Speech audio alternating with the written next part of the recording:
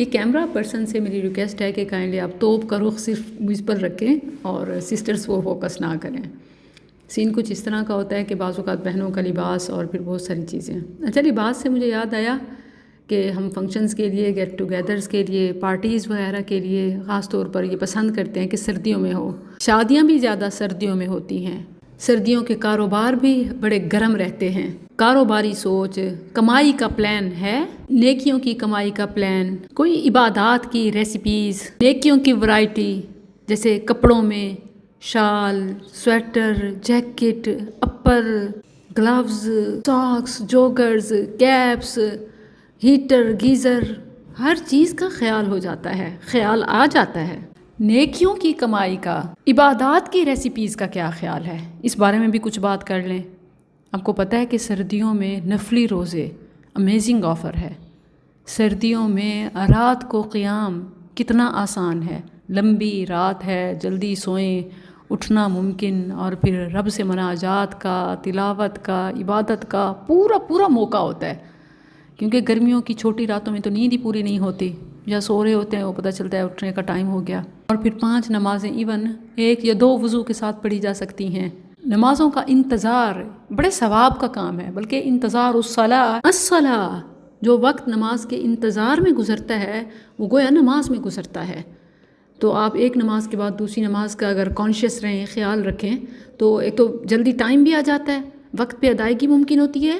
پھر ایون ایک سے دوسری نماز تک کا ٹائم حالت نماز عبادت کا لکھا جاتا ہے. بڑے اجر و ثواب کے ساتھ ساتھ، درجات میں بلندی کے ساتھ ساتھ گناہوں کا کفارہ ہے. ایک موقع پر نبی کریم صلی اللہ علیہ وسلم نے صحابہ سے فرمایا، الا ادلکم علی ما یمحو اللہ بہ الخطایا ویرفع بہ الدرجات، کیا میں تمہیں ایسا عمل نہ بتاؤں کہ جس کے ذریعے سے اللہ گناہ معاف فرما دے اور درجات بلند کر دے؟ صحابہ نے عرض کیا کہ اے اللہ کے رسول صلی اللہ علیہ وسلم ضرور بتائیے. تو آپ صلی اللہ علیہ وسلم نے فرمایا، اسباغ الوضوء علی المکارہ، مشکل، مشقت، ناگواری سردی میں وضو کرنا. آپ دیکھیں کہ یہی وضو جو آپ باقی دنوں میں کرتے ہیں یا سردی کے دنوں میں کرتے ہیں، اس کے ثواب میں فرق ہے. میں کہتی ہوں وضو شارٹ اور ثواب زیادہ. مثلاً اگر آپ نے حالت وضو میں جرابیں پہنی تھیں تو آپ باقی نمازوں میں مسح کرتے رہیں اور آپ کو پاؤں دھونے نہیں پڑیں گے. آدھا وضو کم ہو گیا ہے، سوچیں کہ پاؤں کی طرف جانا ہی نہیں پڑا، کتنی سہولت ہے. لیکن ثواب زیادہ ہے. اور کتنا کہ گناہ معاف، یمحو اللہ بہ الخطایا. دیکھیں ہماری زندگی میں جتنی بیماریاں، پریشانیاں، مشکلات، ٹینشنز، ایشوز، پرابلمز چل رہے ہوتے ہیں نا، وہ ہمارے گناہوں کی وجہ سے ہیں. ما اصابکم من مصیبت فبما کسبت ایدیکم.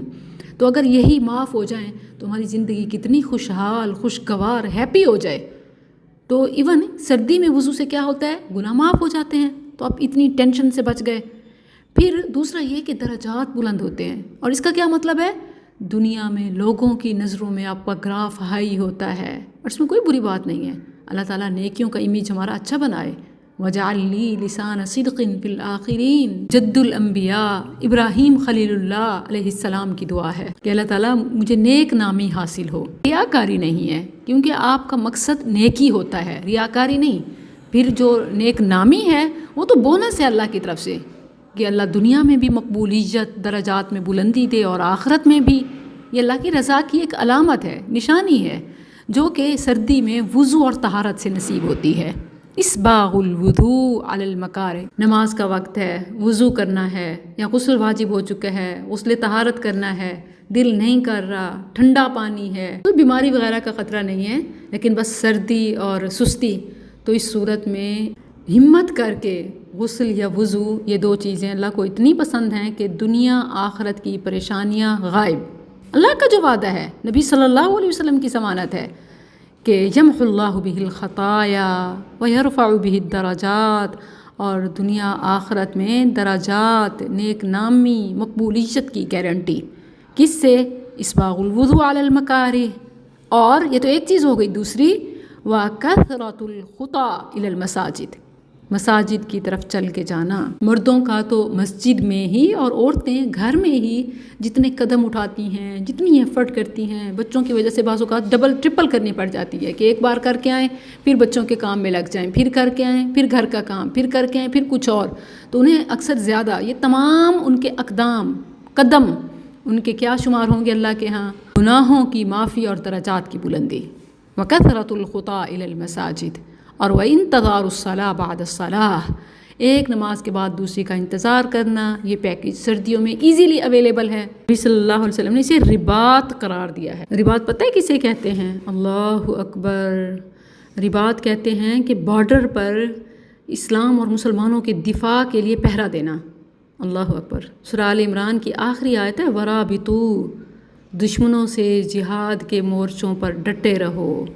رسول اللہ صلی اللہ علیہ وسلم نے فرمایا اللہ کے راستے میں ایک دن سرحدوں پر پہرا دینا دنیا اور دنیا میں جو کچھ موجود ہے اس سب سے بہتر ہے۔ اچھا، بخاری کے حوالے سے ہے کہ ساری دنیا و ما فیہا سے بہتر ہے، اور مسلم میں ہے کہ اس کے ساتھ ساتھ ایک مہینے کے قیام سوچیں، اور سیام یعنی دن کا روزہ اور رات کا اللہ کی خاطر جگیرا، اور وہ بھی قیام کی حالت میں، نماز نوافل، اس کا ثواب، اور پھر اگر کوئی اسی دوران میں فوت ہو جاتا ہے تو وہ اس کا عمل صدقہ جاریہ بن جاتا ہے۔ فرمایا اگر اس حالت میں مجاہد فوت ہو گیا تو اس کا وہ عمل جاری رہے گا جو وہ کیا کرتا تھا، اور اس کے مطابق اس کا رزق بھی جاری رہے گا، اور وہ آزمائش سے بھی محفوظ رہے گا، یعنی عذاب قبر وغیرہ سے۔ سوچیں کہ یہ سب چیزیں کس سے حاصل ہو سکتی ہیں؟ سردیوں میں وضو اور طہارت میں کانشیس رہنا۔ تو اے نوجوان مسلم، سردی سے نہیں گھبرانا، اور پھر نمازوں کا انتظار کرنا، یہ بھی سردیوں میں اویل کر سکتے ہیں، اور پھر نمازوں کے لیے چاق و چوبند رہنا، چل کے جانا، کوششیں کرنا، یہ سب چیزیں الرباط بھی ہیں، یہ سب چیزیں گناہوں کی معافی بھی ہیں، یہ سب چیزیں درجات کی بلندی بھی ہیں۔ اللہ عز و جل ہمیں اس سردیوں میں صحت اور سلامتی کے ساتھ رکھے تاکہ ہم سردیوں میں نیکی کے کاروبار میں مالدار ہو جائیں۔ اس کے ساتھ جیسے میں نے پہلے توجہ دلائی، روزے، یہ بھی سردیوں کا تحفہ ہے کہ کتنا آسان ہے، ایون سوموار جمعرات، ایام 20 یا اسی طرح صوم داؤد، ایک دن چھوڑ کے ایک دن رکھنا، یہ سب سردیوں میں تو ایون مجھ جیسی کے لیے بھی آسان ہے۔ اللہم وفقنا لما تحب و ترضی، صلی اللہ علی حبیبہ و آلہ وسلم۔